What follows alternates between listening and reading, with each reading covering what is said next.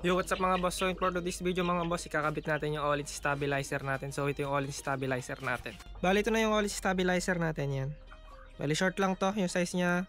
Tapos siyempre pag gagamit tayo magkakabit tayo ng all-in stabilizer, kailangan natin ng angle bar. Yan, angle bar para naman dito. Yan, and yung bracket na gagamitin natin is ito stainless. Yan, ito yung gagamitin stainless. So parang nakaganyan siya. Tapos kailangan nyo to para hindi siya gumalaw. I-welding nyo din dyan. Tapos sa leg naman mga boss, angle bar lang din. Isasakto nyo lang din dito yung butas. Ito, sasakto nyo na lang din dyan. Tapos magtatabas tayo ng konti lang dito sa may cowling natin. Yan. So papakita ko sa inyo pag na-install na namin and tapos na namin siyang i-welding. So yung pinakita kong bracket kanina, so yung ito, yan, inipit na lang namin to sa may tornilyo. Yung sa may batok, yung tornilyo ng batok, ipit nyo na lang yung angle bar dyan. Tapos yung haba nya ganyan lang, sakto lang din dito. Parang pattern nyo na dyan. Pagbantayan nyo na lang itong dulo nito tsaka ito pagbubutasan nyo. Tapos sa may pairings natin, magbabawas tayo, papasok natin dito. Ito. Yan. Tapos yung dito naman, dito tayo magwe-welding ng angle bar din. Tapos butasan nyo na lang din dito. Yan, papakita ko sa inyo pag natapos na ilagay. So yan, tapos na mga boss. Bali nakabit na namin. So ganyan yung tsura nya. Yan. And may play na din yan. Yan siya. Diba?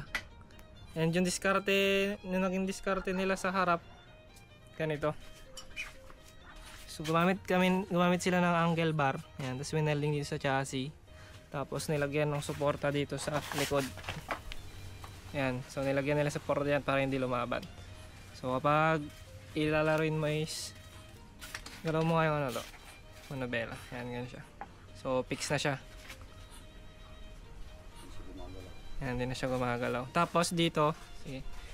Tapos yung dito naman, sige, ano naman. Tapos dito naman, so sa mga judge kasi, pag hindi sumasagad is minaminusan. So ito sagad siya. Yan, and dito sa kabila, sagad din. And dito yung spacing niya dito ay sakto lang din. Yan. Yan. And dito.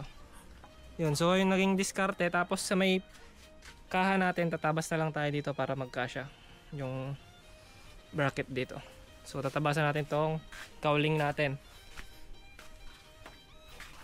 So ito na lang yung babawasan natin yan. May pattern na din. Tapos papakita ko sa inyo yung play nya pag nailagay na tong kaha. So yung mga boss, bali tapos na natin siya ilagay and the fittings na rin natin sa pairing. So ganito yung itsura nya sa kaha natin. Yan. So dito na tayo nagbawas sa may batok. Tapos yung dito, binawasan natin. Yan. And yung play nya is ganito. Yan. Yan. Yan sa kabila ito. Yan. So 0-0 naman siya. So ito, papakita sa inyo ulit.